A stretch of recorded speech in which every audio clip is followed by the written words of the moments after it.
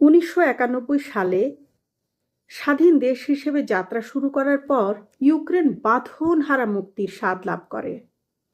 অনেক ইউক্রেনবাসীর ধারণায় সোভিয়েত ইউনিয়নের অধীনে যাপিত জীবন ছিল ঔপনিবেশিক, স্বাধীনতা বর্জিত, এমনকি নিপীড়নমূলক।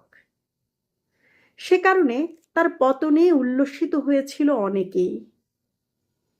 সঙ্গে আরও যোগ হয়েছিল মৃদু আকারে হলেও রাশিয়ার বিরুদ্ধে প্রতিশোধ নেওয়ার এক উন্মত্ত মানসিকতা, যে তিক্ততা রাশিয়ার প্রতি ইউক্রেনের একাংশের মনে আজও জন্ম নিতে দেখি। তার সঙ্গে এই অনুভূতির সম্পর্ক না থেকে পারে না। তবে এসব সত্ত্বেও ইউক্রেনের আত্মস্বীকৃতির পথে এখনো যে আদি প্রশ্নকে উপেক্ষা করা যায় না, সেটি হচ্ছে, সত্যিই কি ইউক্রেন স্বাধীন দেশ হওয়ার দাবি রাখে?